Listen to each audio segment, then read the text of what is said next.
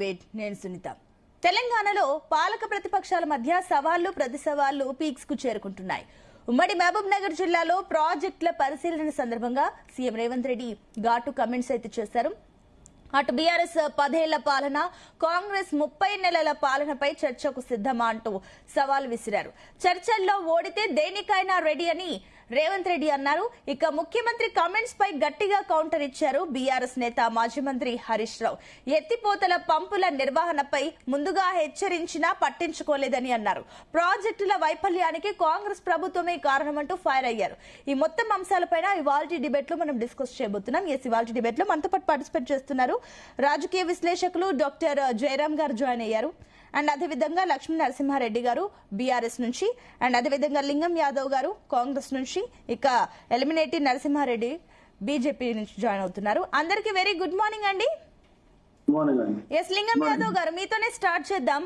ఉన్న పలంగా సీఎం రేవంత్ రెడ్డి అటు 10 ఏళ్ల పాలన, 2.5 సంవత్సరాల పాలనకు సిద్ధమా, చర్చకు సిద్ధమా అంటూ సవాల్ విసిరారు. ఎందుకంటే అలా సవాల్ విసిరాల్సిన అవసరం ఏమొచ్చింది? ఎందుకు సీఎం ఆ రకంగా మాట్లాడారు? నిజంగానే సీరియస్ గా సవాల్ విసురుతున్నారా? గుడ్ మార్నింగ్ అంటే ముందుగా మీకు జీనియస్ ప్రెస్ లో పెద్దలకు డెఫినెట్ కూడా ఇవాళ తెలంగాణ ప్రజా ప్రభుత్వ 2.5 ఏళ్ల పాలన, ఇవాళ ఆనాడు తెలంగాణ ఏర్పడిన తర్వాత 10 ఏళ్లు పరిపాలించినటువంటి కేసీఆర్ పాలన పైన డెఫినెట్ గా అంటే ఇవాళ బీఆర్ఎస్ నాయకులు ఇవాళ ప్రజా ప్రభుత్వం చేస్తున్నటువంటి అభివృద్ధి సంక్షేమ సామాజిక కార్యక్రమాలను చూసి ఇవాళ తట్టుకోలేక ఇవాళ అధికారం పోయిందనే కుట్రతోటి విమర్శలు చేస్తున్నటువంటి సందర్భం మనం చూస్తున్నాం. ఎస్, విమర్శ చేయండి, కానీ ఒక సద్విమర్శ, ఒక పాజిటివ్ క్రిటిక్ చేయండి, ఒక కన్స్ట్రక్టివ్ క్రిటిక్ చేయండి. ఏది పడుతుంది మాట్లాడితే డెఫినెట్ కూడా ముఖ్యమంత్రి గారు మాట్లాడారు. మీ 10 ఏళ్ల పాలన అంటే ఆనాడు నీళ్లు, నిధులు, నియామకాల పేరు మీద తెలంగాణలో అధికారంలోకి వచ్చినటువంటి కేసీఆర్ 10 ఏళ్ల పాలన ఏం జరిగిందో మనందరికీ తెలుసు. ఇవాళ తెలంగాణ ప్రజల కష్టార్జితమైన సొమ్ముని దోచుకొని దాచుకున్నారు. ఇవాళ 10 ఏళ్లలో మీరు చూడండి, ఇవాళ దక్షిణ తెలంగాణ ప్రత్యేకించి ఇవాళ నీళ్ల గురించే మనం మాట్లాడుకుంటే ఇవాళ పాలమూరు, నల్గొండ ఏ విధంగా అన్యాయానికి గురైందో ఇవాళ ముఖ్యమంత్రి గారు చాలా స్పష్టంగా చెప్పారు. ఇవాళ లక్షల కోట్లు తీసుకుపోయి ఒక కాళేశ్వరంలో, ఇవాళ కూలేశ్వరం అయినటువంటి కాళేశ్వరంలో పెట్టావు కదా. మరి నా దక్షిణ తెలంగాణ పాలమూరు, రంగారెడ్డి, నల్గొండ జిల్లాకు పెడితే ఇవాళ నాడు ఉద్యమంలో మనం ప్రధానంగా కొట్లాడింది ఏందండి? ఏది ఎండిపోతుందని, దక్షిణ తెలంగాణ ఎరాడిగా అవుతుందనే కదా. ఇవాళ తెలంగాణ కోసం ఆనాడు కొట్లాడితే కాంగ్రెస్ పార్టీ తల్లి సోనియా గాంధీ తెలంగాణ ఇచ్చింది. ఇవాళ తెలంగాణ వచ్చిన తర్వాత 10 ఏళ్లలో నువ్వు ఒక్కటంటే ఒక్క ప్రాజెక్ట్ కంప్లీట్ చేయలేదు. ఇవాళ చూడండి, పాలమూరు రంగారెడ్డి గాని, నెట్టంపాడు గాని, భీమా గాని, కోయిల్సార గాని, ఇవాళ Kalwakurthy lift irrigation, Uddandapur reserve, ఏది కూడా కనీసం 10 ఏళ్లలో నువ్వు కంప్లీట్ చేయలే కదా. ఇవాళ పాలమూరు వరుసలు నీ ఆధ్వర్యంలో తెలంగాణ వచ్చిన తర్వాత కూడా కేసీఆర్ 10 ఏళ్లలో ఆగలేదనే కదా. అందుకే ముఖ్యమంత్రి గారు చెప్తున్నారు, ఇవాళ ఈ యొక్క ప్రాజెక్టులకు ఇంపార్టెన్స్ కుంటూ అభివృద్ధి సంక్షేమ కార్యక్రమాలు చేస్తున్నాం మీరు 10 ఏళ్లలో దోచుకొని దాచుకున్నారు. ఇవాళ 1,00,000 కోట్లు పెట్టినటువంటి కాళేశ్వరం ఏమైందో ఇవాళ మనకు తెలియదా అండి? మనం చెప్పడం కాదు కదా. కాగ్ రిపోర్ట్ ఇచ్చింది, నేషనల్ డ్యామ్ సేఫ్టీ అథారిటీ చెప్పింది, స్వయంగా కేసీఆర్ కూతురు కవిత గారు చెప్పింది. అది 1,000 కోట్లు సంపాదించుకున్నారు. ఇవాళ అవినీతి వాటాలలో పంచాయతీ వచ్చింది. ఇవాళ కాళేశ్వరం మొదలు పెట్టుకుంటే కాదేదే అవినీతికి అనరం కేసీఆర్ 10 ఏళ్ల పాలనని. గొర్రెల స్కాము, చేపల scam, land mafia, sand mafia, liquor scam, formula ఈ రేసు, విద్యుత్ కొనుగోలు, ఫోన్ ట్యాపింగ్, ఇట్లా ఏది చూసినా అవినీతి జరిగింది. ఇవాళ మరి 2.5 సంవత్సరాలలో ఎక్కడ కూడా అవినీతికి తావు లేకుండా ఇవాళ నిజం ప్రజా ప్రభుత్వం ప్రజలకు అందుబాటులో ఉండుకుంటూ ఇవాళ మేము గ్యారంటీలు అమలు చేసుకుంటూ ఇవాళ ప్రజా ప్రభుత్వం ముందుకెళ్తుంది. ఇవాళ నీళ్ల పేరు మీద మీరు 10 ఏళ్లలో దోచుకున్నారు, నిధులు దోచుకున్నారు. ఇక నియామకాలలో కూడా కదా 10 ఏళ్లలో మీరు ఎన్ని ఉద్యోగాలు ఇచ్చిరండి? బిడ్డ ఓడిపోతే ఎంపీ ఓడిపోతే ఎమ్మెల్సీగా చేసిరు. మరి నా విద్యార్థులు నాడు తెలంగాణ కోసం కొట్లాడిరు కదా.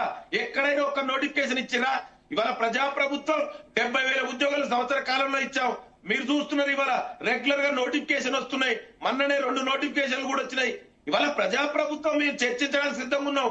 ఏదో బట్టగాల్చి మీరు ప్రభుత్వం ఇవాళ మీరు ఒక ప్రతిపక్ష నాయకుడు ఫామ్ హౌస్ లో కూర్చొని ప్రభుత్వం మీద కుట్రలు చేసుకుంటూ మీరు అధికారం పోయిరు కాబట్టి ఒక కుట్ర కోణంతో ఎక్కడ కూడా ప్రభుత్వానికి మీద కుట్రలు చేస్తుంటే ముఖ్యమంత్రి గారు చాలా స్పష్టంగా చెప్పారు.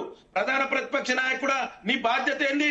అసెంబ్లీకి రావా అంటే ప్రజాస్వామ్యంలో ఇక మన అసెంబ్లీలో ఎందుకండి? నువ్వు ముఖ్యమంత్రి ఉన్నప్పుడు సెక్రటరియట్కి రావు, ఇవాళ ప్రతిపక్ష నాయకుడు ఉన్నప్పుడు అసెంబ్లీకి రావు అంటే నువ్వు ఎవరి కోసం పని చేస్తావు? ఫామ్ హౌస్ లో ఓకే, ఒక నిమిషం అండి లింగం యాదవ్ గారు, ఒకసారి క్లారిటీ తీసుకుందాం మిగతా వారి నుంచి కూడా. ఎస్ లక్ష్మీ నరసింహారెడ్డి గారు, గుడ్ మార్నింగ్ అండి. విన్నారు కదా, నిన్న సీఎం రేవంత్ రెడ్డి డైరెక్ట్ గా సవాల్ విసిరారు. ఏంటి కేసీఆర్ ఈ సవాల్ ని స్వీకరిస్తున్నారా? ముందుగా ప్యానెల్లో పాల్గొన్నటువంటి ప్యానలిస్టులకు నమస్కారం తెలియజేస్తా ఉన్నాను. నమస్తే. వాయిస్ సరిగా రావటం లేదు. యా, ఒక నిమిషం అండి, క్రాస్ చెక్ చేస్తాము. ఎస్ చెప్పండి లక్ష్మీ నరసింహారెడ్డి గారు. నిన్న ఏదైతే ముఖ్యమంత్రి గారు పాలమూరు రంగారెడ్డి ప్రాజెక్టుల సందర్శన, అదే విధంగా దానిపైన సమీక్షా కార్యక్రమం, అదే విధంగా దాని తర్వాత ఏదైతే బహిరంగ సభ పెట్టిరో, మరి ఆ బహిరంగ సభల నిన్న ఎంత మూర్ఖంగా అవివేకంగా మాట్లాడిరో తెలంగాణ ప్రజానికి మొత్తం చూడడం జరిగింది. ఎందుకంటే నిన్న 10 ఏళ్ల ప్రగతి, అదే విధంగా వీళ్ళ 2.5 ఏళ్ల తిరోగమనానికి పోటీ లెక్కన మాట్లాడేది. మేము 10 ఏళ్లలో మీరు ఏం చేయలేదు, మేము 2.5 ఏళ్లలో తెలంగాణలో మొత్తం మేమే చేసినాం, మొత్తం మేమే ఉద్ధరించినాం అన్నట్టు పంచాంగం చెప్పిపోయిండు. నేనేమంటున్నానంటే తెలంగాణను కేసీఆర్ 2014లో తెలంగాణ వచ్చిన తర్వాత ఈ తెలంగాణ ప్రజలకు కావాల్సినటువంటి మౌలిక వసతుల ఏర్పాటులో వారు చేసినటువంటి కృషి ఎప్పటికీ మర్చిపోలేనటువంటి కృషి. ఇవాళ తెలంగాణలో కాళేశ్వరం ప్రాజెక్టు కానివ్వండి, 24 గంటల ఉచిత నాణ్యమైనటువంటి విద్యుత్ రైతులకు ముఖ్యంగా, అదే విధంగా రైతులు పంట పండించుకోనికి రైతు బంధు, రైతు బీమా, ఆ దానికి తోడుగా ఈరోజు మిషన్ భగీరథ తోటి ఇంటింటికి మంచినీళ్లు, ఇట్లా ఐటీ విప్లవంతో తెలంగాణను దేశంలోనే ఒక నెంబర్ 1 రాష్ట్రంగా తీర్చిదిద్దడం జరిగింది. మరి 30 నెలల పరిపాలనలో వీళ్ళు ఏం చేసిరండి? వీళ్ళు 30 నెలల పరిపాలన వీళ్ళు చేసినటువంటి పని ఏంది? 6 గ్యారెంటీలు ఎగబెట్టిర్రు, 420 హామీలు మర్చిపోయిర్రు, రుణమాఫీని ఎగ్గొట్టిర్రు, రైతు బంధుని ఎగ్గొట్టిర్రు, ఎక్కడ చూసినా కరెంటు కోతలు, హైడ్రా కూల్చివేతలు, మూసి ప్రక్షాళన పేరుతోటి 1000 కోట్ల దోపిడీకి శ్రీకారం చుట్టినటువంటి పరిస్థితి మనందరం కూడా చూడడం జరిగింది. లింగం యాదవ్ గారు మాట్లాడతారు, ఈ రోజు ఏవైతే పాలమూరు రంగారెడ్డి ప్రాజెక్టులు ఉన్నాయో అవన్నీ మేమే పూర్తి చేసినామని. ఒక్కసారి మీరు చరిత్ర గతం మొత్తం చూసుకోండి. ఇలా బీమా ప్రాజెక్టు ఉంది, 2005లో జలయజ్ఞం పేరుతోటి నాడు వైఎస్ రాజశేఖర రెడ్డి గారు శంకుస్థాపన చేసి టెంకాయ కొట్టిపోయి మర్చిపోతే, 2014లో తెలంగాణ ఏర్పాటైన తర్వాత మరి ఏదైతే ఉమ్మడి మహబూబ్నగర్ జిల్లా ఉన్నదో ఒక 30-40 వేల ఎకరాలకు కూడా నీళ్లు వస్తలేవు. మరి ఉమ్మడి మహబూబ్నగర్ జిల్లాలో ఉన్నటువంటి వాళ్ళు మొత్తం కూడా వలసలు పోతున్నారు, బొంబాయి పోతున్నారు, అక్కడ దుబాయ్ పోతున్నారు, బతకనికి ఢిల్లీకి పోతున్నారు. మరి వీళ్ళందరూ కూడా ఇక్కడే వాళ్ళ పనులు చేసుకోవాలి, వలసలు పోయిన వాళ్ళు వాపస్ రావాలని చెప్పి అప్పుడు ఉన్నటువంటి మంత్రి గారు హరీష్ రావు గారు, ఇప్పుడు మీ ప్రభుత్వంలో ఉన్నటువంటి జూపల్లి గారు ఎక్కడైతే పనులు జరుగుతున్నాయో అక్కడే ఆ కాలువ గట్ల మీద నిద్రపోయి ఆ ప్రాజెక్టులను పూర్తి చేసినటువంటి మాట వాస్తవం కాదా? ఒక్కసారి మీరు ఆలోచన చేయాలి. ఇవాళ బీమా ప్రాజెక్టు గురించి మాట్లాడుతున్నారు. 2200 కోట్ల రూపాయల నిధులు కేటాయించి బీమా ప్రాజెక్టును పూర్తి చేసి లక్షల ఎకరాల సాగుకు నీళ్లు ఇచ్చినటువంటి మాట వాస్తవం కాదా? నెట్టెంపాడు ప్రాజెక్టు ఇవాళ గద్వాల మొత్తము అలమటిస్తున్నప్పుడు కేసీఆర్ గారు దానికి కూడా వైఎస్ రాజశేఖర రెడ్డి గారు దానికి కూడా టెంకాయ కొట్టిపోతే కేసీఆర్ గారు 2016లో దాదాపు 2100 కోట్లు కేటాయించి మరి ఆ ప్రాజెక్టును పూర్తి చేసిన మాట వాస్తవం కాదా? ఇలా కల్వకుర్తి లిఫ్ట్ ఇరిగేషన్ ప్రాజెక్టు గురించి మాట్లాడతారు. 1984లో మొదలై 1999 దాకా కూడా అంకురార్పణ కాలే, దానికి మొదలే కాలే. చంద్రబాబు నాయుడు గారు 1999లో దానికి టెంకాయ కొడితే 2005 వరకు కూడా దాని పనులు ఈడ ఉన్న తట్టెడు మట్టి తీసి ఆడ పోయినటువంటి పరిస్థితి. రాజశేఖర రెడ్డి గారు మళ్ళా 2005లో కూడా టెంకాయ కొట్టి వాళ్ళు కూడా మర్చిపోయారు.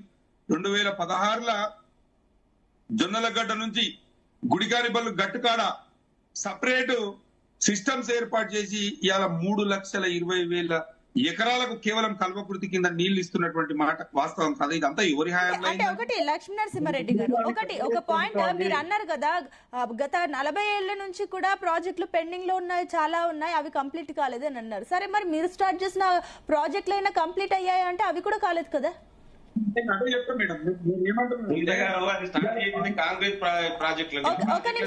ఒక నిమిషం లింగం యాదవ్ గారు చెప్పండి. లక్ష్మీ నరసింహారెడ్డి గారు, పాలమూరు రంగారెడ్డిలో ఉన్నటువంటి పెండింగ్ ప్రాజెక్టులను మొత్తము ఆపి పాలమూరు రైతుల యొక్క పుట్టగొట్టినటువంటి కాంగ్రెస్ పార్టీ ఇవాళ వేదాంతాలు చెప్తుంటే ఆశ్చర్యం ఇస్తుంది. ఎందుకంటే ఆ ప్రాజెక్టులు కూడా పూర్తిగా దగ్గర నుండి పని చేయించి ఇలా దాదాపు 11 లక్షల ఎకరాలకు సాగునీరు ఇచ్చింది కేసీఆర్ గారు. ఇలా నేను ఏమంటున్నానంటే పాలమూరు రంగారెడ్డి ప్రాజెక్టు ఏదైతే ఉన్నదో, పాలమూరు రంగారెడ్డి ప్రాజెక్టు ఇలా నార్లాపూరు, ఏడుల, వట్టెము, కరివెన, ఉద్దండాపూరు ఈ ప్రాజెక్టులన్నీ 5 అంచెల ఇలా నీటిని ఉద్దేశంతో ఏదైతే ప్రాజెక్టులు చేశారో 90% పనులు పూర్తయినాయండి. కేవలం చిన్న కాలువలు, అదే విధంగా రైతుల పొలాలకు పోయేటువంటి కాలువలు పూర్తి కాలేదు. 10% పనులు మాత్రమే పెండింగ్ ఉన్నాయి. ఎప్పుడైతే మీరు 90% పనులు కంప్లీట్ అయ్యాయి అంటే మరి గవర్నమెంట్ ఇచ్చిన రివ్యూలో 40,000 కోట్లు అవసరం ఉంది ప్రాజెక్ట్ కంప్లీట్ కావడానికి అని చెప్పేసి ఎందుకన్నారు? 10% కి 40,000 కోట్లు అవసరమా? నేను ఏమంటున్నా మేడం అంటే పూర్తిగా ప్రాజెక్ట్ కాస్ట్ ఇనిషియల్ స్టేజ్ లో స్టార్ట్ అయింది. 35,000 కోట్లతోటి ప్రాజెక్టు స్టార్ట్ అయింది. దాదాపు 30,000 కోట్ల రూపాయలు నాడు బీఆర్ఎస్ హయాంలో ఖర్చు పెట్టి 90% పనులు పూర్తి చేయడం జరిగింది. అక్కడ ల్యాండ్ అక్వైజేషన్ లో కొన్ని సమస్యలు, అదే విధంగా ఈ బుద్ధిమంతులు ఈ కాంగ్రెస్ నాయకులు ఇలా కోర్టులలో కేసులు వేసి నేషనల్ గ్రీన్ ట్రిబ్యునల్ 25కు పైగా కేసులు వేసి దాన్ని అడ్డుకోవడం వల్ల ఎస్టిమేషన్ కాస్ట్ అనేది పెరిగింది. ఇప్పుడు నిన్న ముఖ్యమంత్రి గారు స్వయంగా చెప్పారు, నాకు 2.5 ఏళ్లు పట్టింది ఏ ప్రాజెక్ట్ ఏడుండదు, ఏ నీళ్ళు ఎక్కడ పోతే తెలుసుకోనికి 2.5 ఏళ్లు పట్టిందని చెప్పిండ్రు వాళ్ళు. ఇప్పుడు అట్లాంటి వాళ్ళకు సాంకేతిక పరమైనటువంటి అవగాహన లేదు. అదే విధంగా ఏ ప్రాజెక్టు వల్ల ఏ ప్రాజెక్ట్ ఎక్కడ ఉంది తెలియదు, ఏ ప్రాజెక్టు కింద ఎన్ని ఎకరాలు తెలియదు. ఇంటిగానే ఏంటో మైక్ దొరికింది కదా. కేసీఆర్ ఏం చేసిన ఎంఏ పొలిటికల్ సైన్స్ ఇంజనీరింగ్ చదివిండా? కేసీఆర్ ఏం మాట్లాడతామండి?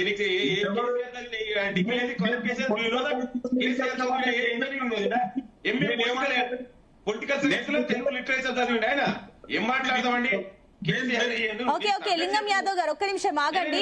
లక్ష్మీ నరసింహారెడ్డి గారు మీరు కూడా ఒక్క నిమిషం ఆగండి. లింగం యాదవ్ గారు ఇప్పుడు ఒక్క నిమిషం మళ్ళీ సమయం ఇస్తాను. లక్ష్మీ నరసింహారెడ్డి గారు ఒక్క నిమిషం ఆగండి. నరసింహారెడ్డి గారి దగ్గరికి వెళ్ళి మళ్ళీ వస్తాను. ఒక్క నిమిషం, టాపిక్ డిలే ఎలాగే అవుతుంది.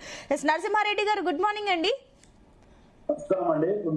సో చూస్తున్నారు కదా, అటు కాంగ్రెస్ బీఆర్ఎస్ మధ్య సవాళ్లు ప్రతి సవాళ్ల నడుమ అటు ప్రజల సమస్యల్ని పక్కన పెట్టేసిందని అనుకుంటున్నారా ఏంటి? ఈ విషయాలన్నీ బీజేపీ పాయింట్ ఆఫ్ వ్యూ ఏంటి? అయితే ఇక్కడ మనందరం గమనిస్తే ఇప్పుడు 50-60 ఏళ్ళ నుంచి కాంగ్రెస్ పాలించింది. ఇప్పుడు యాదవన్న గారు అన్నట్టు ఏదో సౌత్ తెలంగాణకు బీఆర్ఎస్ వాయిస్ క్లియర్ గా లేదు మేడం. యా, అది బయటికి బానే వస్తుంది. మరి ఐ థింక్ మీ దగ్గర ఇష్యూ అనుకుంటా. ఒక నిమిషం మీరు వీలైతే ఒకసారి దాన్ని కరెక్ట్ చేసుకోండి. ఎస్ నరసింహారెడ్డి గారు చెప్పండి. అయితే 60 ఏళ్ళు కాంగ్రెస్ పార్టీ చెప్పండి నరసింహారెడ్డి గారు. 60 ఏళ్ళు పాలించిన కాంగ్రెస్ మరి దక్షిణ తెలంగాణ పరామర్శిందో కూడా కాంగ్రెస్ లీడర్లు చెప్పాలి. మొదటిగా. రెండోది, టిఆర్ఎస్ ప్రభుత్వం ఎప్పుడు చూడు మనం బాగా న్యూస్లలో చూస్తే త్వరలో అని ఒక నిపం ఉండాలి. ఏ చూడు త్వరలో అయిపోతుంది. వాయిస్ ప్రాబ్లం ఉంది సునీత. ఎస్ నరసింహారెడ్డి గారు, ఐ థింక్ మీదేదో ఇష్యూ ఉన్నట్టుంది. వీలైతే మీరు మళ్ళీ ఎగ్జిట్ అయ్యి మళ్ళీ జాయిన్ అవ్వండి. నేను మీ దగ్గరకు మళ్ళీ వస్తాను. జయరామ్ గారు గుడ్ మార్నింగ్.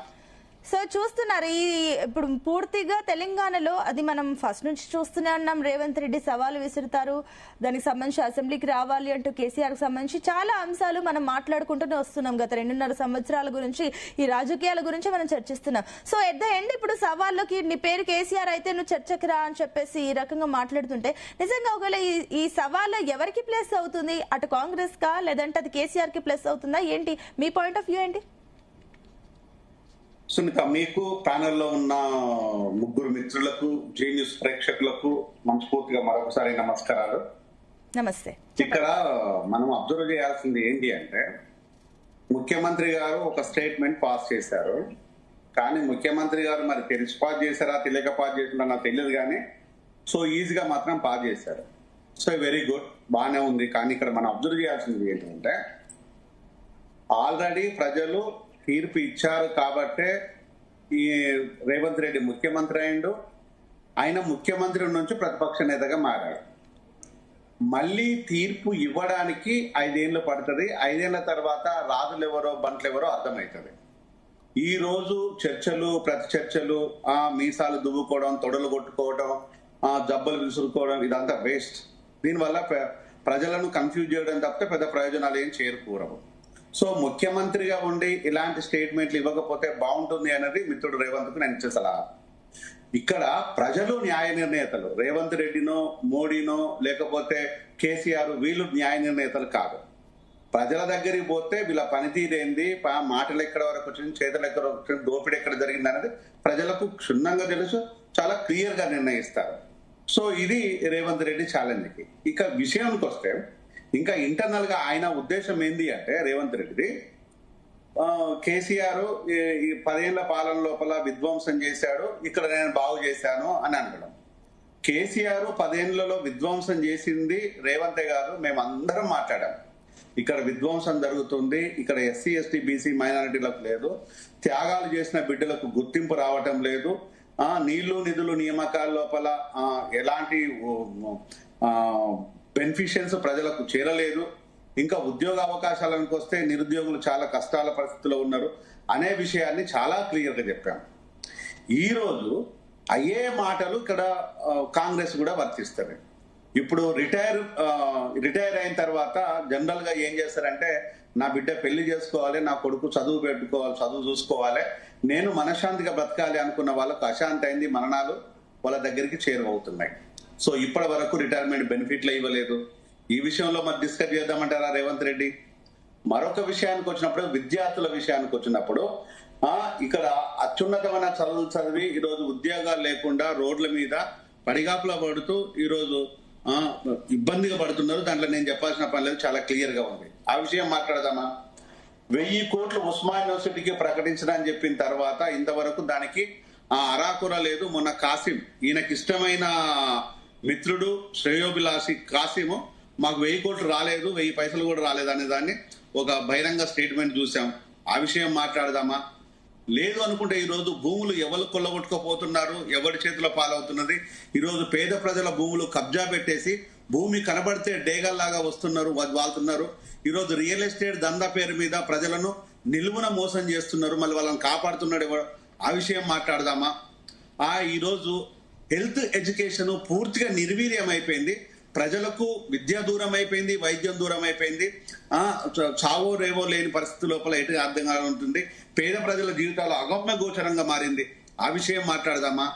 లేదు అనుకుంటే ఆల్కహాల్ 14, మనకు తెలంగాణ వచ్చిన తర్వాత 14,000 కోట్ల ఆదాయం వచ్చే ఆల్కహాల్ ఈరోజు బీఆర్ఎస్ గవర్నమెంట్ లో 45,000 కోట్లకు చేరుకుంది, కాంగ్రెస్ గవర్నమెంట్ లోపల 80,000 కోట్లకు చేరుకుంది. మరి దాని ఇంత తాగి చచ్చిపోయిన కుటుంబాలు ఎవరు, ఆ కులాలు ఏమిందని మాట్లాడదామా? లేకపోతే ఈరోజు పేద ప్రజలని మాట్లాడదామా? లేదు, కులానికి మతాలకు అతీతంగా లేకుండా అందరూ సస్తున్నారని చెప్పి మాట్లాడదామా? ఎవరి కోసం మాట్లాడదాం? విచ్చలవిడి డ్రగ్స్ ఈరోజు నిన్నగాక మొన్న మన పోలీసులు పట్టుకున్నారు. అంతకుముందు 12,000 కోట్ల బల్క్ డ్రగ్ వచ్చేసి మహారాష్ట్ర పోలీసులు పట్టుకున్నారు. ఇలా డ్రగ్స్ విచ్చలవిడిగా ఈరోజు యువతను విశృంఖలాలుగా డ్రగ్స్ ప్రజల్లోకి వెళ్ళిపోయి వాళ్ళ జీవితాలు నాశనం చేస్తుంది. ఆ విషయం మాట్లాడదాము. ఇలా చెప్పుకుంటూ పోతే నేను ఒక 100 విషయాలు చెప్పగలుగుతాను. 100కు తక్కువ అయితే నన్ను ఉరేయండి, 100 చెప్తాను. ఆ రోజు కూడా కేసీఆర్ కూడా ఇదే చెప్పిన, అయ్యా నీ కొంచెం మార్చుకో, నీ పద్ధతి మార్చుకో, లేదనుకో నువ్వు రెస్ట్ తీసుకుంటావు సారు అని చెప్పిన. లేదా భయ్ నువ్వు గట్లే మాట్లాడతావు, మీరు అంతా పనిపాటు లేకుండా మాట్లాడతారు అని చెప్పేసి సార్ మాట వినలేదు. ఈ రోజు రెస్ట్ తీసుకునే ప్రోగ్రాం పెట్టిండు. ఇక రేవంత్ తెలుసో తెలియకుండా ఛాలెంజ్ చేసిండు. కానీ దీంట్లో గొప్పతనం ఏంటంటే హరీష్ రావు సంబంధం లేని విషయాలను ప్రజలకు పట్టుకొచ్చిండు. ఇప్పుడు నేను మాట్లాడితే ఇవన్నీ మాట్లాడొచ్చు, మరి హరీష్ రావు ఇవన్నీ ఎందుకు మాట్లాడతలేడు?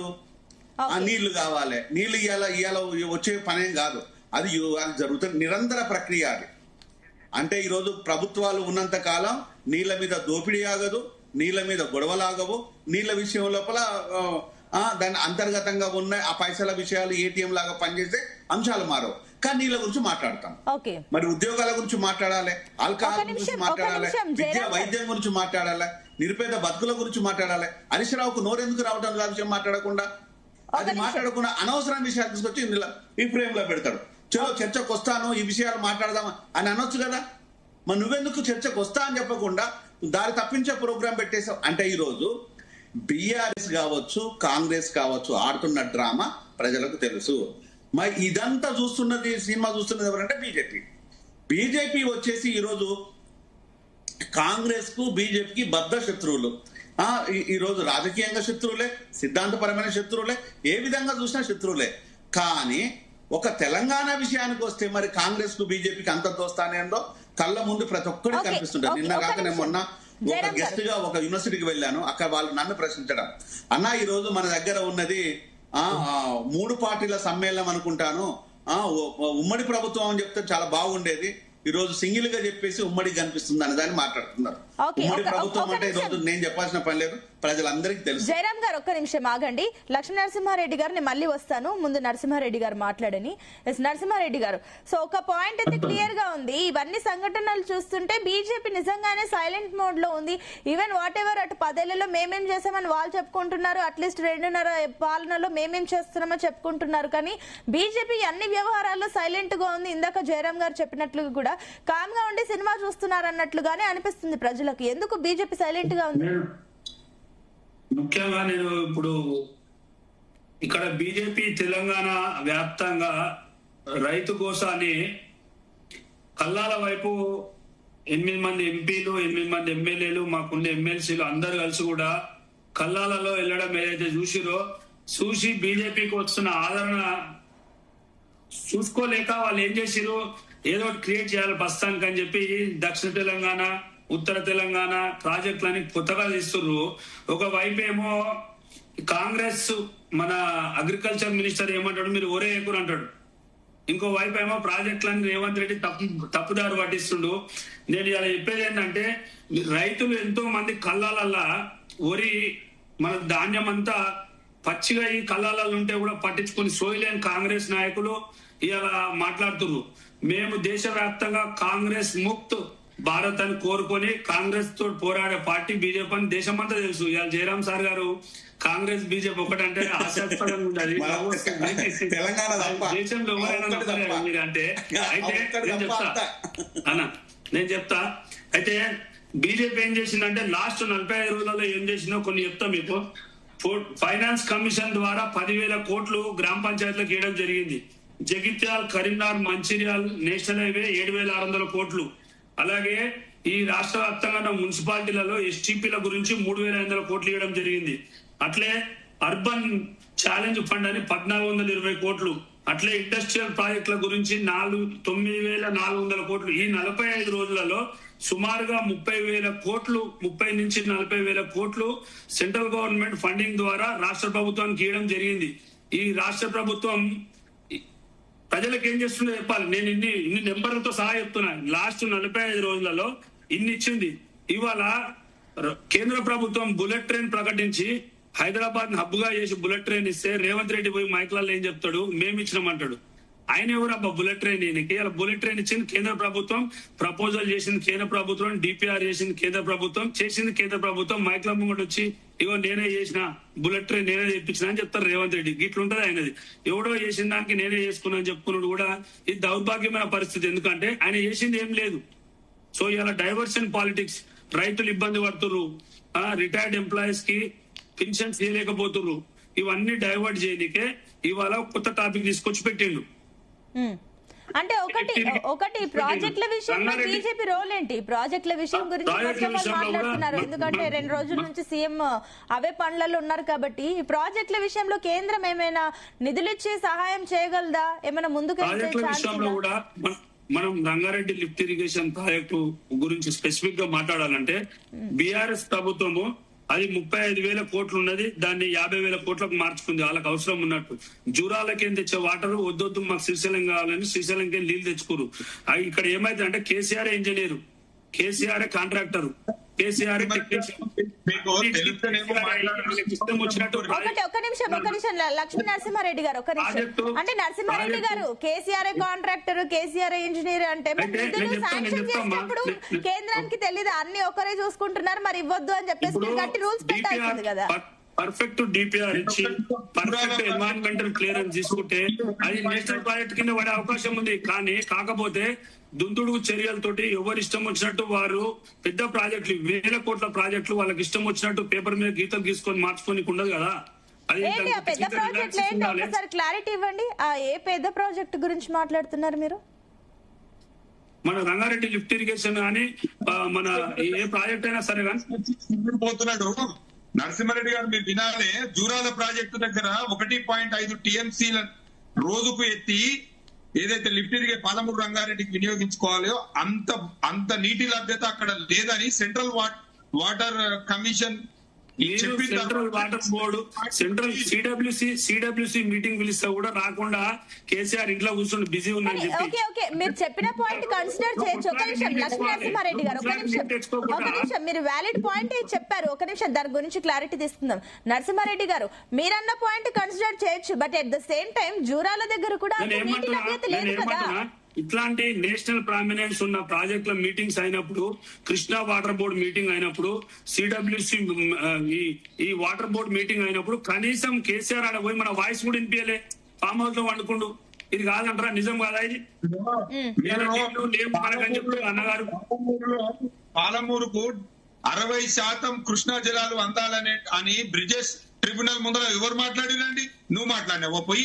లేకుంటే బీజేపీ మీటింగ్ పిలిచినప్పుడు మీటింగ్ నేను ఏమంటున్నా, ముఖేష్ కుమార్ ముందర మీటింగ్ లో పోకుండా కావాలంటే తీసుకోకుండా ఒక ప్రాజెక్ట్ కంప్లీట్ చేయండి. మళ్ళీ వస్తాను నేను మీ దగ్గరికి, మీ పాయింట్స్ క్లియర్ గా వింటాను. ఒక నిమిషం ఇంటరప్ట్ అవ్వకండి, ఆయన చెప్పండి, తర్వాత వస్తాను నేను మీ దగ్గరికి. నరసింహారెడ్డి గారు మీ పాయింట్ కంక్లూడ్ చేయండి. ఇప్పుడు ఏదైనా ప్రాజెక్టు నేషనల్ గవర్నమెంట్ నుంచి ఫండింగ్ రావాలంటే దానికి సర్టన్ గైడ్ లైన్స్ ఉంటాయి. ప్రాపర్ డిపిఆర్ ఉండాలి, ప్రాపర్ ఎన్విరాన్మెంటల్ క్లియరెన్స్ ఉండాలి. ఏది లేకుండా తొందరపాటుగా కేసీఆర్ అప్పుడున్న ప్రభుత్వము ఆయనకి ఇష్టం వచ్చినట్టు చేసుకుంటూ సెంట్రల్ గవర్నమెంట్ ఫండింగ్ రావాలంటే గైడ్ లైన్స్ ఫాలో కావాలి. ఇవాళ regional ring road central government fund ఇస్తలేదా? ఇస్తుంది. పూరా ఫండింగ్ సెంట్రల్ గవర్నమెంట్ ఫండ్ తోటి రీజనల్ రింగ్ రోడ్ కడుతుంది. సెంట్రల్ గవర్నమెంట్ బలిదానం లేదు, సెంట్రల్ గవర్నమెంట్ ఇస్తలేదు అనేది అవుతుందో మనం ప్రాపర్ గా గైడ్ లైన్స్ ఫాలో అయ్యి మన డిపిఆర్ ఇస్తే ఖచ్చితంగా సెంట్రల్ గవర్నమెంట్ డబ్బులు ఇస్తుంది. ఎందుకు ఇవ్వదు? ఓకే ఒక నిమిషం అండి నరసింహారెడ్డి గారు, మీ పాయింట్స్ కి నేను క్లారిటీ తీసుకుంటాను. ఒక నిమిషం క్లారిటీ తీసుకుంటాను. లక్ష్మీ నరసింహారెడ్డి గారు తొందరగా మీ పాయింట్ కంక్లూడ్ చేయండి. లింగం యాదవ్ గారు వెయిట్ చేస్తున్నారు, చెప్పండి. ఏమంటున్నాడంటే నరసింహారెడ్డి ఏదైతే మాట్లాడుతున్నాడో అక్కడ జూరాల దగ్గరకి వెళ్ళి శ్రీశైలం తీసుకుపోతున్నారంటే మీరు తెలుసుకోండి. సాంకేతికంగా సిడబ్ల్యూకి ఏం చెప్పిందంటే అక్కడ నీటి లభ్యత లేదు కాబట్టి శ్రీశైలానికి తీసుకుపోవడం జరిగింది.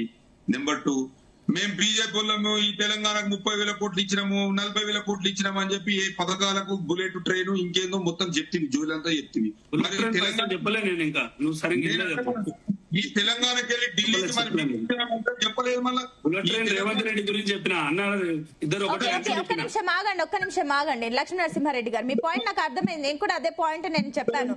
ఒక నిమిషం ఆగండి, ఒక నిమిషం లక్ష్మీ నరసింహారెడ్డి గారు, ఒక నిమిషం నేను మళ్ళీ మీ దగ్గరికి వస్తాను. లింగం యాదవ్ గారు, సో ఏంటి ఇద్దరు కమెంట్స్ పైన ఇందాక మీ పాయింట్స్ కూడా వచ్చాయి కాబట్టి ఒకసారి క్లారిటీ ఇవ్వండి. అండ్ ఇంకొకటి మీరు అన్నారు కదా ఈ 10 ఏళ్లలో ప్రాజెక్ట్స్ వాళ్ళు పెండింగ్ లో పెట్టేశారని.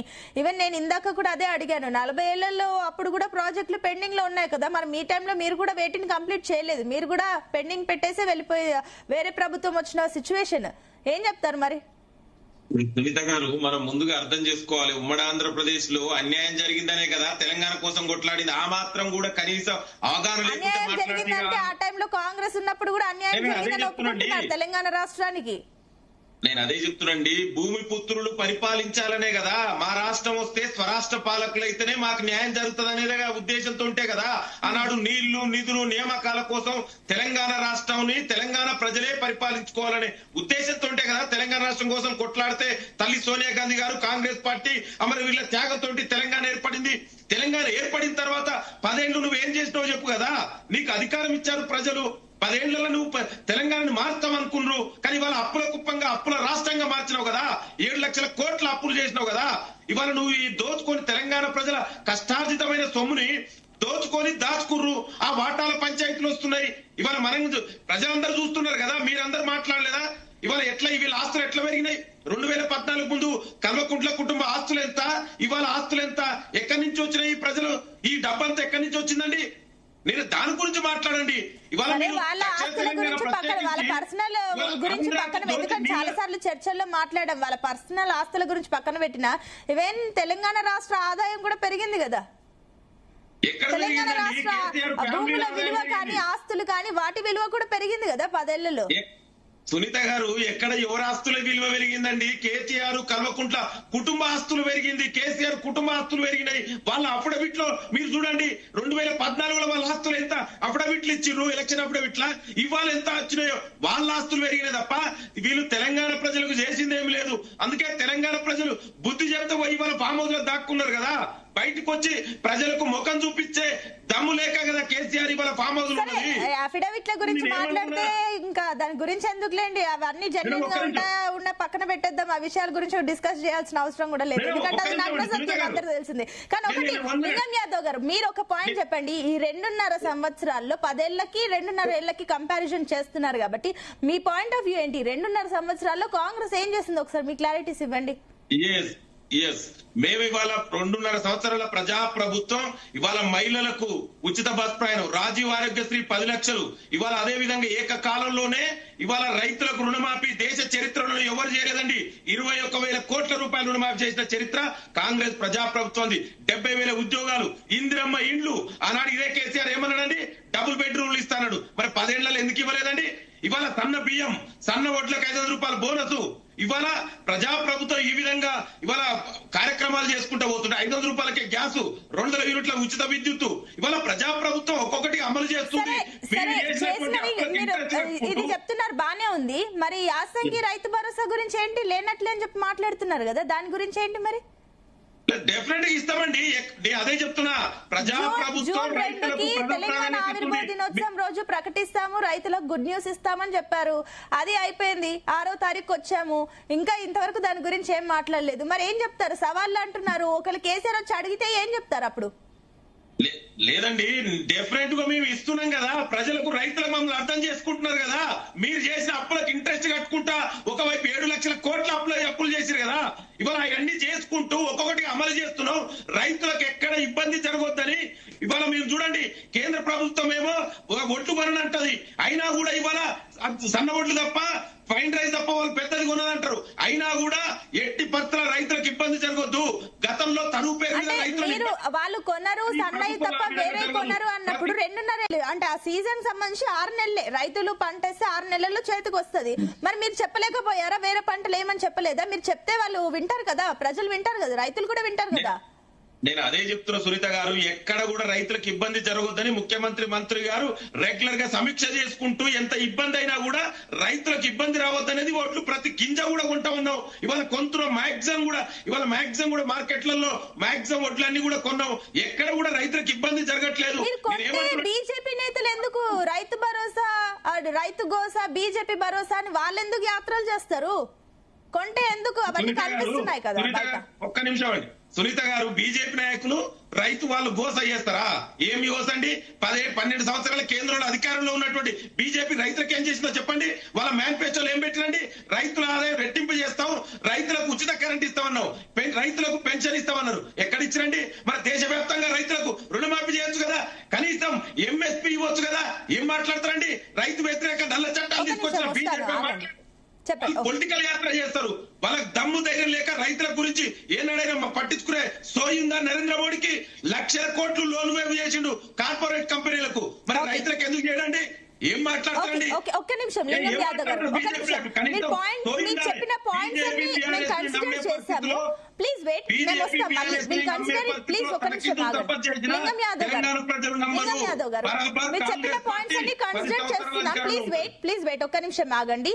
ఎస్ లక్ష్మీ నరసింహారెడ్డి గారు, జయరామ్ గారు, నేను మళ్ళీ వస్తాను. Please wait. లక్ష్మీ నరసింహారెడ్డి గారు చెప్పండి. మా లింగం యాదవ్ గారు ఏదైతే మాట్లాడుతున్నారో వాళ్ళు చెప్తున్నటువంటి అబద్ధాలు ఏవైతున్నాయో జర గట్టిగా మాట్లాడితే నిజమైతే అనేటువంటి భ్రమలో వాళ్ళు మాట్లాడుతున్నటువంటి పరిస్థితి ఉన్నది. నేనేమంటున్నానంటే ఇలా మేము 10 ఏళ్లలో మేము ఏం చేయలేదు, బీఆర్ఎస్ ప్రభుత్వం ఉన్నప్పుడు ఏం చేయలేదు, 2.5 ఏళ్లలోనే మొత్తం మేము కొత్తగా చేసిన మీ తెలంగాణ అని మాట్లాడుతున్నారు కదా.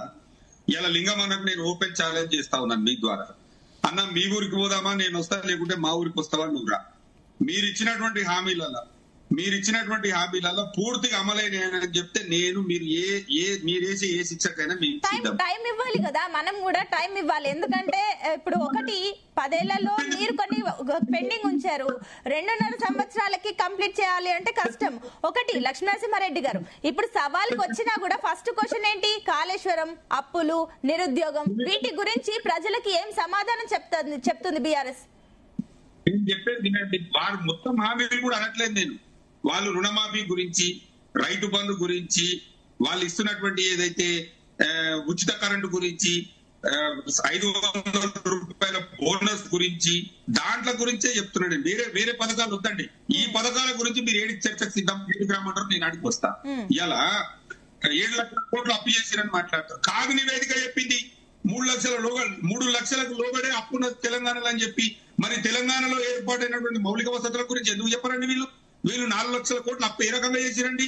2013-14 ఆర్థిక సంవత్సరంలో 1,17,000 ఉన్నటువంటి తలసరి ఆదాయము 2022-23 అంటే 23-24 మేము ప్రభుత్వం కోల్పోయిన సంవత్సరానికి 3,70,000కు ఏ రకంగా పెరిగిందండి? మేము 10 సంవత్సరాలు వీళ్ళు పనిచేస్తే పెరిగిందా, మేము పనిచేస్తే పెరిగిందా? మీరు ఒక్కసారి ఆలోచన చేయాలి.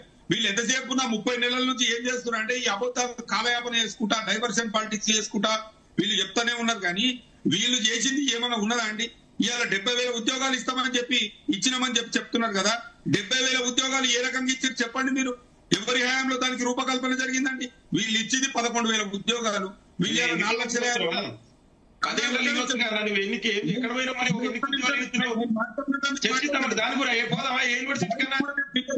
మీరు దేనికి మాట్లాడాలో మీరు ఎన్ని ఉద్యోగాలు ఇచ్చినా ఏ యూనివర్సిటీ కన్నా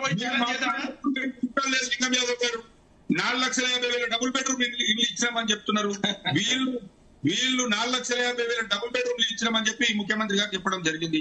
వీళ్ళు మార్చి నెల 2026 నాటికి వీళ్ళు పూర్తయింది 8,900 ఇల్లు. వీళ్ళు ఏప్రిల్ పోయిన నెల మే వరకు వచ్చి వీళ్ళు ఒక 45,000-50,000 ఇల్లు పూర్తయినవి.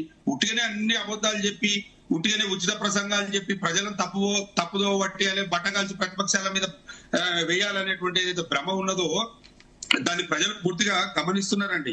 ఇవాళ బీఆర్ఎస్ పార్టీ మీద కక్షతోటి, ఇవాళ బీఆర్ఎస్ పార్టీకి మంచి పేరు వస్తుంది అనేటువంటి ఒక దురుద్దేశంతో ఇవాళ రైతులు పుట్టగొడుతున్నటువంటి మాట వాస్తవం కాదా?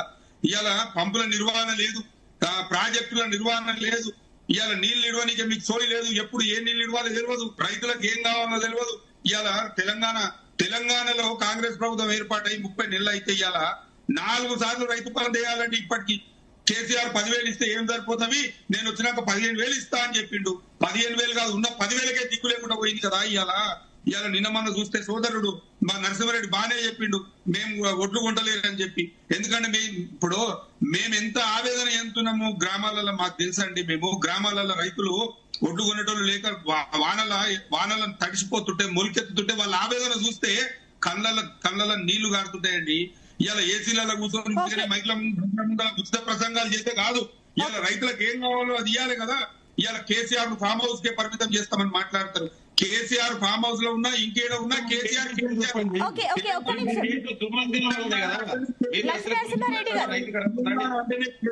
కేసీఆర్ అంటేనే తెలంగాణలో ఉన్నటువంటి ప్రతి గుండె చప్పుడులో కేసీఆర్ ఉన్నాడు. లక్ష్మీనరసింహారెడ్డి గారు ఒక నిమిషం ప్లీజ్ వెయిట్. ఎస్ ఒక నిమిషం. జయరామ్ గారు చెప్పండి, ఇందాక సబ్మిషన్ మెన్షన్ చేస్తారు కదా. ఇది సబ్మిషన్ కదా, వీళ్ళ విషయాలు చెప్పాలంటే ఇక్కడ జోక్ ఏంటంటే ప్రజలకు ఏది రిక్వైర్మెంటో దాని గురించి మాట్లాడకుండా మిగతా అన్ని మనం మాట్లాడుతున్నాం. ప్రధానంగా ఇవన్నీ జరిగేది కాదు, చేసేది కాదు. గత ప్రభుత్వం కూడా ఏం చేయలేదు, ఇప్పుడు ఈ ప్రభుత్వం కూడా ఏం చేయదు. నేను మొదటి నుంచి ప్రభుత్వాలకు సూచించేది ఏంటంటే హెల్త్, ఎడ్యుకేషన్, ఎంప్లాయ్మెంట్ ను గుర్తించి ఇక్కడ రైతులను కాపాడుకుంటే బాగుంటుంది. కనీసము ఒక 4-5 ఇవన్నీ పక్కన పెడితే ఒక నరసింహారెడ్డి నువ్వే మాట్లాడతారంటే నువ్వే మాట్లాడేసాయి, నేను క్విట్ అవుతాను, నాకేం పర్వాలేదు. నాకు వేరే ఛానల్ వెయిటింగ్ లో ఉన్నా, నువ్వు మాట్లాడతారా నువ్వే మాట్లాడేసాయి. నేనన్నా మాట్లాడతాంటే కాదన్నా, మీరు కూడా ఇప్పుడు ప్రొఫెషనల్స్ మీరు కూడా తప్పు చెప్పొద్దు అంటున్నాను. తప్పు చెప్తున్నా రాష్ట్రంలో ఎవడన్నా ఒక నిమిషం లక్ష్మీనరసింహారెడ్డి గారు, ఆయన అభిప్రాయం ఏంటో ఆయన చెప్పనివ్వండి. ఒక నిమిషం ఆగండి లక్ష్మీనరసింహారెడ్డి గారు. జయరామ్ గారు ప్లీజ్ కంటిన్యూ. లక్ష్మీనరసింహారెడ్డి, నేను తప్పు చెప్తున్నాను నువ్వు అంటున్నావు, నీలా నేను కండ వేసుకోలేదు. నేను తప్పు చెప్తున్నాను, నీ పక్క పార్టీలతో మాట్లాడిపి కనీసం అట్లన్నా అంటే ఇక్కడ మనం ఊరికే ఉలికిపడడం వేస్ట్ కాదు. గత ప్రభుత్వం ఏం చేయకపోతే మరి ఎందుకు కూర్చున్నారు? దాని గురించి నన్ను మాట్లాడడానికి గంటలు సరిపోదు. ఇది కాదు కదా. నేను రేవంత్ రెడ్డి నేను నెత్తిన పెట్టుకోవట్లేదు, మీ జెండా మోయడానికి సిద్ధంగా ఏం లేను నేను. ఇక్కడ నేను మాట్లాడే విషయాలు ఏంటంటే ప్రజలకు బేసిక్ రిక్వైర్మెంట్స్ ఎక్కడ ఉన్నాయో దాన్ని ఫుల్ఫిల్ చేయడం కోసము మీ నాయకులు, ప్రతిపక్ష నాయకులు ముఖ్యంగా, పాలకులు ఎట్లాగో మాట్లాడరు. పాలకులు అందరికీ అన్ని ఇచ్చినామంటారు. అప్పుడు కేసీఆర్ చెప్పినంటే ఇప్పుడు రేవంత్ చెప్తాడు. అది కాదు కదా. ఇప్పుడు మా లింగం ఉన్నాడు, ఇప్పుడు నేనున్నాను, మన నరసింహారెడ్డి ఉన్నాడు, నువ్వు ఉన్నావు. మన కుటుంబాల లోపల ప్రభుత్వ స్కూళ్లకు, ప్రభుత్వ హాస్పిటల్కు డిపెండెంట్ గా ఉన్నారా లేరా? వాటిని కాపాడుకుందామా వద్దా? ప్రజలకు సర్వీస్ ఇద్దామా వద్దా? నేను కొత్తగా మాట్లాడుతున్నాను. ఇలా తప్పే ఉన్నది దీంట్లో. నెక్స్ట్ వచ్చేసి ఈ రోజు ఉద్యోగాల కోసము వేట లోపల బిడ్డల జీవితాలు ఆగమైపోతున్నాయి. వాళ్ళకు ఉద్యోగ కల్పన, గవర్నమెంట్ ఉద్యోగాలు అక్కర్లేదు, కనీసము ప్రైవేట్లలో కానీ కనీసం ఇంకా సెల్ఫ్ ఎంప్లాయ్మెంట్ స్కీమ్ లో కానీ ఏదైనా తీసుకొస్తే వాళ్ళ జీవితాలు కొంచెం మెరుగుపడతాయి కదా. దాంట్లో తప్పెక్కడ ఉన్నది? వైద్యం చాలా కీలకమైంది. ఈ రోజు బిడ్డలు పిట్టలలాగా ఎగిరిపోతున్నారు. మన తల్లిదండ్రులు కూడా లాంటి వయసున్న వాళ్ళు పిట్టల్లాగా ఎగిరిపోతున్నారు. ఆ జీవితాలను కాపాడదామంటున్నారు. అక్కడ తప్పెక్కడ ఉంది అంటే మనం చూసే విజన్ ఏదైతే ఉందో, నేను మీ పార్టీ జెండా మోయటం లేదు, నేను మొయ్యను, మీ గురించి మాట్లాడను, విషయాలను స్పష్టంగా మోపుతాను. రేవంత్ రెడ్డిని ఎత్తిన పెట్టుకుని తిరిగే పని కాదు, మోడీని మేము చంకలు పెట్టుకునే ఉద్యోగం నాది కాదు. నేను ప్రజల కోసం మాట్లాడుతున్నప్పుడు ప్రజా సమస్యల కోసమే మాట్లాడతాను, పార్టీల కోసం మాట్లాడను. ఇది 2 తెలుగు రాష్ట్రాలు తెలుసు, భారతదేశం మొత్తం తెలుసు. ఎందుకంటే నేను ఇంగ్లీష్ లో మాట్లాడతాను, హిందీలో మాట్లాడతాను, తమిళ్లో మాట్లాడతాను, కన్నడలో మాట్లాడతాను, అన్ని ఛానళ్లలో మాట్లాడతాను. కాబట్టి ఇది అందరికీ తెలిసిన విషయమే. ఇక సబ్జెక్టు ఇక్కడ ఈ విషయాలు మాట్లాడితే బాగుంటది. ఇప్పుడు రేవంత్ కానీ ఏదైనా మాట్లాడాలనుకున్నప్పుడు స్పష్టంగా నేను ఇప్పటి వరకు ఇది చేశాను, నేను ఇది వస్తాను. మా లింగం మొన్నటి వరకు పాపం ప్రభుత్వంలో రాకముందుకు ఎంత సౌమ్యుడో, ఎంత నిదానంగా మాట్లాడతారో నాకు తెలుసు. ఎందుకంటే లింగం నేను కొన్ని వందల డిస్కషన్లు చేశాం. కానీ పాపం ఇప్పుడు ఫ్రస్ట్రేషన్ లోపల చాలా సీరియస్ గా మాట్లాడాల్సిన పరిస్థితి రేవంత్ రెడ్డి తీసుకొచ్చి పెట్టిండు. నువ్వే నన్ను పెట్టారు. రేవంత్ రెడ్డి ఆ పరిస్థితి పట్టుకొస్తే పాపం తన మాత్రం ఎంతసేపు కొట్లాడతాడు? ఇవన్నీ తెలియవని తెలుసు. కానీ ఇక్కడ ప్రభుత్వంలో ఉండే వ్యక్తిగా రేపు నరసింహారెడ్డి ఉన్నా, లేకపోతే లక్ష్మీ నరసింహారెడ్డి ఉన్నా, జయరాం ఉన్నా, ఎవరమైనా మాట్లాడతాం. కానీ స్పష్టత ప్రభుత్వం కాకుండా ప్రజలకు ఏమిస్తున్నాం అనేది వాస్తవాలు. ఇవి కదా కావాల్సింది. అంటే ఇక్కడ నేను ఒక చిన్న విషయాన్ని నేను చెప్తాను. ఎందుకంటే నేను గత ఒక 15 సంవత్సరాలు కేసీఆర్ గారితో కలిసి పనిచేశాను. ఈ 15 సంవత్సరాలలో ఎప్పుడు కూడా కేసీఆర్ గారు ఒక మాట చెప్తుంటారు, విద్యా వైద్యం చాలా కీలకంగా ప్రజలకు అందాలి, విద్యా వైద్యం కనుక ఉన్నట్టయితే మనం ఏమి చేయాల్సిన పని లేదన్నాడు. ఆ 2 పక్కన పెట్టి మిగతా వాటి గురించి మాట్లాడుతున్నారు ఇప్పుడు. అంటే ఆయనకు తెలియదా అంటే తెలుసు. ఈజ్ ఎ ఇంటలెక్చువల్, ఈజ్ ఒక గొప్ప ఓరేటర్, సమస్య గురించి తెలుసు, పరిష్కరించాలని తెలుసు. మరి ఈ 2 ఎన్నో ప్రజలకు దూరం చేసిండు అనేది అది కదా మనకు కావాల్సింది. అదే విషయాన్ని ఇప్పుడు రేవంత్ కూడా చేస్తున్నాడు. అదే మాది ఇది ఎవరికి దూరం చేస్తుండంటే నీకు, నాకు, మన ప్యానల్లో ఉన్న కుటుంబాలకే కదా. ఇది కదా మనం మాట్లాడాల్సింది. ఈరోజు రైతులు కావాలి, రైతులు అన్నం పెట్టే రైతులు ఈరోజు కళ్ళల్లోకి నీళ్ళు వస్తే వాళ్ళ కన్నీళ్ళు వస్తున్నాయి. కన్నీళ్లే కాదు, రక్తం వస్తున్నది. దానికి ఎవరు రెస్పాన్సిబిలిటీ తీసుకుంటారు? బీజేపీ కొనదు, కాంగ్రెస్ దగ్గర రానియదు, బీఆర్ఎస్ మాటలు చెప్తుంటది. ఈ రోజు అప్పుడు కూడా ఇదే జరిగింది. అప్పుడు కాంగ్రెస్ కూడా ఇదే యుద్ధం చేసింది. కళ్ళాల దగ్గర పోయి ఇక్కడ తడిసిన వడ్లు ఉన్నాయి, దీన్ని ఎవరు కొనటం లేదని యుద్ధం చేసింది. ఆ యుద్ధం ఇప్పుడు ఏమైపోయింది? అదే అప్పుడు నేను ఏ మాటకు ఆ మాట చెప్పాలి. హరీష్ రావు అప్పుడు ఏమన్నాడు? వరి పండించొద్దు అని చెప్పిండు. సిద్దిపేట కలెక్టర్ నారాయణ రెడ్డి ఏం చెప్పిండు? వరి కనుక మీరు వేసినట్టు అవుతే మీకు కావాల్సిన బెనిఫిట్స్ అన్ని మాయమైపోతాయి అని చెప్పాడు ఒక కలెక్టర్ ఉన్న నారాయణ రెడ్డి. అంటే దాంతో జగదీశ్వర్ రెడ్డి ఏం చెప్పిండు? మీరు వరి పండించినట్టు అవుతే అది ఎలాంటి ఉపయోగం లేదని బెదిరింపులు. అంటే ఈ రోజు ఎవరిని ప్రజలు మర్చిపోరు. ఎవరు సహాయం చేసినా మాట్లాడుతూ తప్పు, నువ్వు మాట్లాడుతూ, నేను సమస్యలు చెప్తున్నాను. ఈ రోజు ఇవి ప్రజల కోసమో మనం కొట్లాడటము ప్రతిపక్షంలో ఉన్నప్పుడు కాదు, పాలకులుగా ఉన్నప్పుడు కూడా ఇదే కొట్లాట ఉంటే మీకు శిరస్సు నేను నమస్కరిస్తాను. పాలకులు ఉన్నప్పుడు ఈ బుద్ధి ఎక్కడే పోతుంది? ఇదే బుద్ధి పాలకులు ఉన్నప్పుడు ఎందుకు లేదు అని నేను అడుగుతున్నాను. ఇప్పుడు రేవంత్ రెడ్డి లేదు బుద్ధి. రేపు ఒకవేళ బీజేపీ వచ్చింది అనుకో, బీజేపీ లేకపోతే కూడా మేము నిలదీస్తాం. బీజేపీ వస్తుందా రాదా పక్కన పెట్టు, రేపు బీఆర్ఎస్ వస్తుందా రాదా పక్కన పెట్టు, రేవంత్ వస్తాడా ప్రజలు కదా నిర్ణయించాల్సింది. ఇన్ని సమస్యలు ఉంటే నేను చెప్పినా కదా, 100కు 1 కాకుండా 1 తక్కువ కాకుండా చెప్తా నేను. ఇన్ని సమస్యలు ఉంటే ఈ సమస్యలన్నీ కూడా హరీష్ లాంటి ఒక వ్యక్తి ఆయన పక్కదో పట్టేయడం దీనికి. ఈ సమస్యలను ఎందుకు మాట్లాడవు నువ్వు?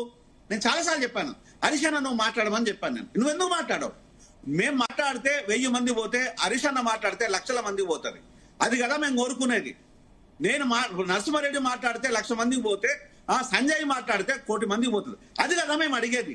మిమ్మల్ని ఏం చెప్పమంటారు? ప్రశ్నించమని చెప్తున్నాం, పడుకోమని చెప్పట్లేదు. ప్రశ్నించడమే, గట్టిగా ప్రశ్నించమని చెప్తున్నాము. నిన్న ఇది సందర్భం కాదు కానీ ఒక కామెడీ జోక్యం చెప్పాలా.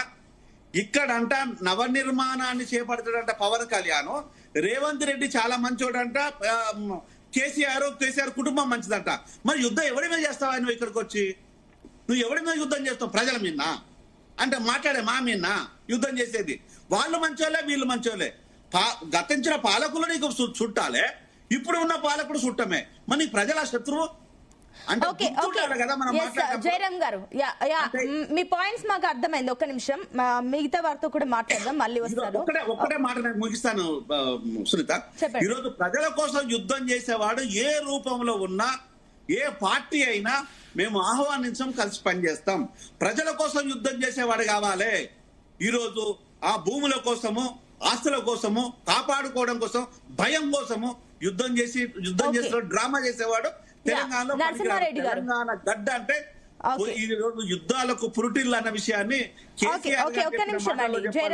తెలంగాణ అంటే నరసింహారెడ్డి గారు పాయింట్స్ అయితే విన్నారు. మీరేమో రైతులకు సంబంధించి రైతు గోస, బీజేపీ భరోసా అంటూ వెళ్తున్నారు. ఇందాక జయరామ్ గారు కూడా ఒక పాయింట్ అన్నారు, ప్రతిపక్షంలో ఉన్నప్పుడు కొట్లాడతారు, అధికారంలో వచ్చాక సైలెంట్ అయిపోతారు, వీటి గురించి మర్చిపోతారు అని చెప్పేసి ఆయన అన్నారు. సో మీరు కూడా అలాగే చేస్తారా? అండ్ ఇంకోటి, కేంద్ర నిధుల గురించి కానీ, రాష్ట్ర అభివృద్ధి గురించి కానీ కాంగ్రెస్ ఆల్రెడీ బీజేపీ గురించి, కేంద్రం గురించి ఆరోపణలు చేస్తూనే వస్తుంది. దాని గురించి మీ సమాధానాలు ఏంటి? ఇప్పుడు నేను కొన్ని విషయాలు చెప్తాండి. రైతు భరోసా అని బీజేపీ ఏదైతే తీసుకుందో దాన్ని డైవర్ట్ చేయనికే ఇలా రేవంత్ రెడ్డి తెచ్చిండు మొదటిగా. రెండోది, రైతుల ఇన్కమ్ డబల్ చేస్తాను మోడీ ఏదైతే చెప్పిండో అది నేను కొన్ని నెంబర్స్ తోటి చెప్తా. 2014 మనకు 1300 ఉండే వడ్ల ఎంఎస్పి. ఇవాళ 2026 2,440 రూపాయలు ఉంది. 86% పెరిగింది. ఈ 12 ఏళ్లలో 86% ఎంఎస్పి పెంచారు. ఒకటి నెంబర్లు ఇవి నవ్వుతే కాదన్నా. ఒకటి. రెండోది, అంటే ఒకటి సింపుల్ లాజిక్ అండి నరసింహారెడ్డి గారు, 2014లో ఉన్న రేట్లు ఇప్పుడు లేవు.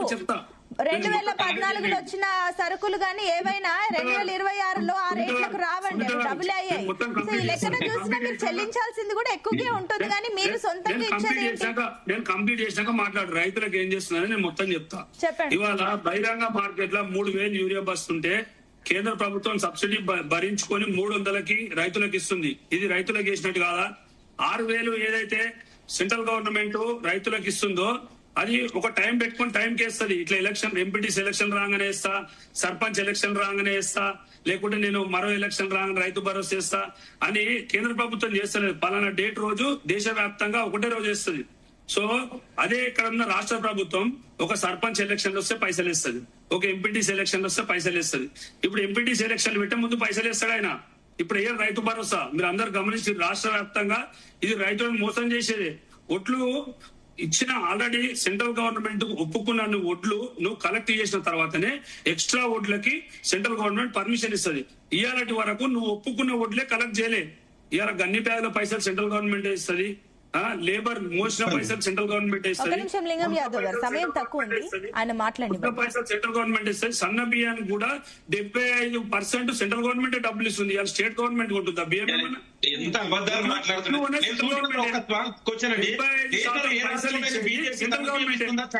చెప్పాలండి ఏం మాట్లాడతారండి? ఏంటి దేశంలో బీజేపీ పాలిత రాష్ట్రాలలో ఒక్క రాష్ట్రంలో సన్న బియ్యం ఇచ్చే రాష్ట్రం పేరు చెప్పిస్తామా? ఏం 75% పైసలు ఎవరి? ఇందిరా మిల్లుల సగం పైసలు ఎవరి? నువ్వు ఎక్కడ ఇస్తున్నావు చెప్పు. నీకు నేను అడిగిన సిగ్గు లేకుండా సెంట్రల్ గవర్నమెంట్ డబ్బులు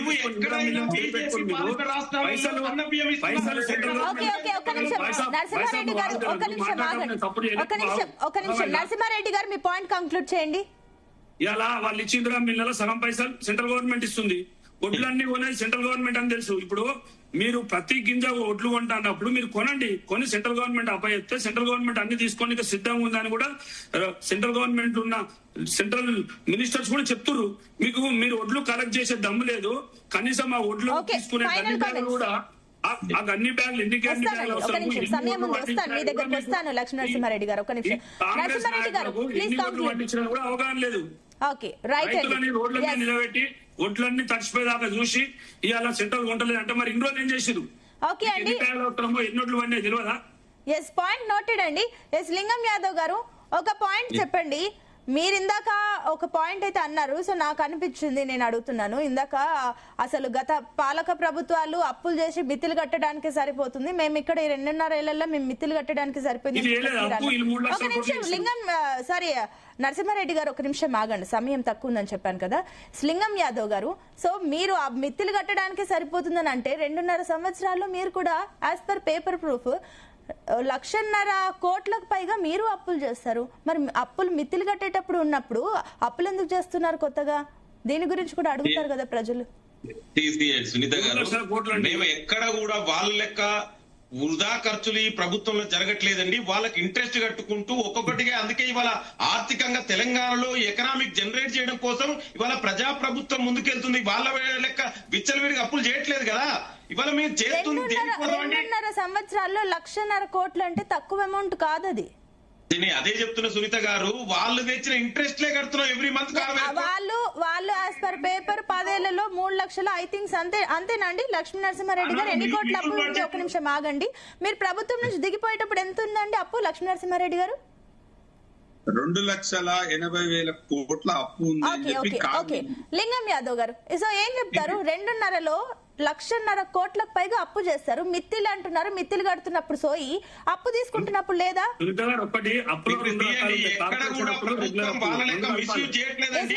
పేపర్ మాట్లాడుతున్నాను నరసింహారెడ్డి గారు. ఒక నిమిషం నరసింహారెడ్డి గారు, ఆయనతో క్లారిటీ తీసుకొని ఇవ్వండి. నేను యాజ్ పర్ పేపర్ మాట్లాడాను, నా పక్క మళ్ళీ వేరే ముచ్చట్లు ఉంటాయి కానీ అదొద్దు. యాజ్ పర్ పేపర్ మాట్లాడుతున్నాను, ఆగండి ఒక నిమిషం. చెప్పండి లింగం యాదవ్ గారు. మీరు అడిగిన ప్రశ్న డెఫినెట్ గా మేము ఏమంటున్నాం అంటే, ఒక ఆర్థిక క్రమశిక్షణతో ఇవాళ ఒక ఫైనాన్షియల్ డిసిప్లిన్ ఉంటే ఇవాళ ప్రజా ప్రభుత్వం ముందుకెళ్తుంది. ఎక్కడ కూడా మీ లెక్క లక్షల కోట్లతోటి ప్రాజెక్టులు కట్టి దోచుకోవాలని ప్రజా ప్రభుత్వం ఆ విధంగా జరగట్లేదు. ప్రతిది కూడా ఆన్ ద రికార్డే. మేము ఏం చేసినా కూడా ఇవాళ ఓపెన్ వాళ్ళ లెక్క నైట్ జీవోలు ఇచ్చి ప్రజలకు తెలియకుండా నియంత్రితంగా ఆనాడు జరిగినట్టు ఇక్కడ జరగట్లేదు. మేము ఏం చేసినా ఇవాళ ఆన్ ద రికార్డు ఉంది. వాళ్ళు చేసినటువంటి ఇంట్రెస్ట్ అండి. ఎక్కడ ఎవరు ఆనాడు మిగులు బడ్జెట్ ఇచ్చినటువంటి రాష్ట్రాన్ని అప్లపాలు చేసింది మీకు ఇస్తాను, 1 మినిట్ ఇస్తాను. లింగం యాదవ్ గారు బీజేపీ నాయకులు మాట్లాడుతున్నారు, మీరు తెలంగాణకి ఇది ఏమి ఇచ్చారండి? విభజన చట్టంలో ఉన్నటువంటి హామీలు 12 సంవత్సరాలుగా అమలు చేయలేదు. కనీసం సోయిందా మీకు? తెలంగాణ మీద ప్రేమ ఉందా మీకు? ఏం మాట్లాడతామండి? ఒక్క రాష్ట్రం మీరు సన్న బియ్యం ఇచ్చే ఒక్క రాష్ట్రం పేరు చెప్పగలుగుతారా ఈ దేశంలో? దిగ్గుండలో మాట్లాడేటప్పుడు ఏది వర్త చేసినా ఏం చేసిరండి? తెలంగాణకు 8 మంది ఎంపీలు ఉన్నారు. ఒక మూసీ ప్రాజెక్టు డబ్బులు తీసుకురాలే. ఒక బడ్జెట్ లో తెలంగాణకి అన్యాయం జరుగుతుంది. రంగారెడ్డికి ఏం చేసిరండి మీరు? నరసింహారెడ్డి గారు, లింగం యాదవ్ గారు ఒక నిమిషం ఆగండి. లక్ష్మీ నరసింహారెడ్డి గారు మీ ఫైనల్ కామెంట్స్ చెప్పండి. ఒక నిమిషం నరసింహారెడ్డి గారు ఫైనల్ కామెంట్స్ చెప్పండి. లక్ష్మీ నరసింహారెడ్డి గారు. నరసింహారెడ్డి ఏం మాట్లాడుతున్నాడంటే, వరికి 2013లో 1,300 ఉండే, మేము వచ్చినాక 2,400 అయ్యింది అన్నాడు కదా. అన్న స్వామినాథన్ కమిషన్ ఏదైతే చెప్పిందో కాంప్రహెన్సివ్ కాస్ట్ ప్లస్ 50% ఇస్తూ రైతులకు కనీస మద్దతు ధర ఇవ్వాలని చెప్పి ఒక్క నిమిషం నేను చెప్పింది విన్నా. ప్లీజ్ కంక్లూడ్ అండి, టైం తక్కువ ఉంది. 1 మినిట్ లో మీ పాయింట్ కంక్లూడ్ గా క్లియర్ గా చెప్పేసేయండి. 3,300 రూపాయలు కనీస మద్దతు ధర అవుతుంది. అది ఎందుకు ఇస్తలేరు? ఇంకా లింగమన్న చెప్తాడు, అనవసరంగా ఖర్చు పెట్టినాము, బీఆర్ఎస్ మొత్తం పైసలన్నీ ఉట్టిగా ఖర్చు పెట్టిరని. అన్న అందాల పోటీ పెట్టి మేమే పైసలు ఖర్చు పెట్టినాము. అదే విధంగా ఫుట్బాల్ గేమ్ పెట్టి మేమే ఖర్చు పెట్టినాము. గ్లోబల్ సమ్మిట్ అని చెప్పి 100 కోట్లు మేమే ఖర్చు పెట్టినాము. అదేందో అక్కడ పోయి దావోస్ పోయి వచ్చిరాని ఇంగ్లీష్ లో మాట్లాడడానికే మేమే ₹1,00,00,000 ఖర్చు పెట్టినాము. నిన్న మన హార్వర్డ్ యూనివర్సిటీలో పోయి ఏందో మొత్తం ఈ ప్రపంచంలో ఎవరు చదువుతలేరు, ఇక చదువుకోసే తెలంగాణ మళ్ళీ ఏదో మొత్తం మారిపోతుందని చెప్పి అక్కడ పోయి 100 ఎన్ని కోట్లు ఖర్చు పెట్టారో చూడడం జరిగింది. ఇప్పుడు వృధా ఖర్చులు ఎవరు పెడుతున్నారండి? ఇవాళ మరిచినారు. ఇప్పుడు అంత పెద్ద సెక్రటేరియట్, కమాండ్ కంట్రోల్, అంత పెద్ద వ్యవస్థ ఉన్నాక ఇలా మరిచెన్నారెడ్డి మన ఉన్నది రీసోర్స్ సెంటర్ ఉన్నదో అక్కడ కోట్ల రూపాయలు వెచ్చించి ఎవరు ఏం చేస్తారో ప్రజలందరూ చూస్తా ఉన్నారు. దాని పక్కనే మన్మడ ఆడుకోనిక ఫుట్బాల్ స్టేడియం పెడుతున్నారు. ఇక ఒకటి కాదన్నా మీకు చెప్పుకుంటా పోతే ఏముంటదంటే జయరామ్ గారు మీ ఫైనల్ కంక్లూజన్ ప్లీజ్. రైట్ అండి జయరామ్ గారు 30 seconds అండి ప్లీజ్ కంక్లూడ్. ఒకటి ఇక్కడ మనం చేయాల్సిందంటే, సరే విమర్శలు ప్రతి విమర్శలు ఉంటూనే ఉంటాయి, కానీ ఇప్పటికైనా ప్రతిపక్షాలు పక్కన పెట్టేస్తే పాలకులకు అర్థం కావాల్సింది ఏంటంటే, మనము చెప్పింది చేయక ఉన్న కనీసము అందులోపల చెప్పిన దాంట్లోపల ఒక 25% అయినా కన్స్ట్రక్టివ్ గా చేయగలిగితే ఈరోజు ప్రజలు మనల్ని కనీసము అసహించుకోకుండా ఆశీర్వదిస్తారు. అది గుర్తుపెట్టుకోవాలి. నేను ముఖ్యంగా మొదటి నుంచి ఎప్పుడైనా చెప్పేది ఏంటంటే, హెల్త్, ఎడ్యుకేషన్, ఫార్మర్స్, విద్యార్థులను, నెక్స్ట్ అన్ఎంప్లాయ్మెంట్ ఏదైతే ఉందో దాని మీద ఇప్పటికైనా దృష్టి పెట్టాలి. ఈ రోజు తెలంగాణలో జరుగుతున్న alcohol and crime and drugs and crime మీద హోంమంత్రిగా ఉన్న ముఖ్యమంత్రి గారు పర్సనల్ గా పరిశీలన చేయాలి. దానిపైన ఇప్పటి వరకు ఎలాంటి పర్సువేషన్ లేదు, జీరో. సో ఇవన్నీ చెప్పుకుంటూ పోతే బేసిక్స్ నీడ్స్, నేను పైసలు పెట్టేవాడి గురించి చెప్పట్లేదు, బేసిక్ నీడ్స్ ఏవైతే ఉన్నాయో దానికి అబ్జర్వేషన్ లేకుండా ఈ రోజు అగమ్య గోచరమైంది. రియల్ ఎస్టేట్ కంపెనీస్, ఒక మాట, రియల్ ఎస్టేట్ కంపెనీలు బోర్డులు పెట్టి 100 కోట్లు కొల్లగొడుతున్నారు. ఆ దొంగలను పట్టుకొని ఉరిదీసినా తప్పు లేదు. ఒక్కొక్కడు 1000 కోట్లు కొల్లగొట్టిళ్ళు. కావాలంటే లిస్ట్ నేనే ఇస్తాను, దాన్ని అక్కడి నుంచి యాక్షన్ అనేది తీసుకోండి.